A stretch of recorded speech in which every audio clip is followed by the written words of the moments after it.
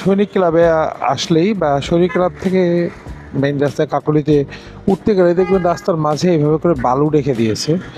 একটা এইরকম একটা ব্যস্ততম সড়কে এরকম কনস্ট্রাকশন ম্যাটেরিয়ালরা রাখাটা কতটা যুক্তিযুক্ত এটা হয়তো বা আমাদের দেশের অথর্ব প্রশাসনই হয়তো বা ভালো জানে। যদিও এর পাশেই কিন্তু একটা পুলিশ বক্স আছে।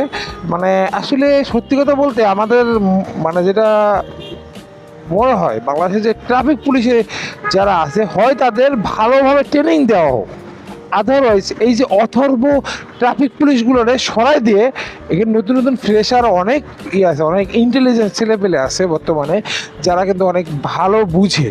যেমন আমরা ইয়ং অনেক সার্জনকে দেখবো যারা খুব সুন্দর ডাইনামিক ওয়েতে রাস্তাটা কিন্তু যথেষ্ট পরিমাণ ঠিক রাখছে। যাই হোক, এখন মানে একটা দেশের ট্রাফিক বিভাগটা শুধু ওই যে বাইকারদের পিছনে আঙ্গুল দেওয়া ছাড়া ওদের কোনো কাজ দেয় না।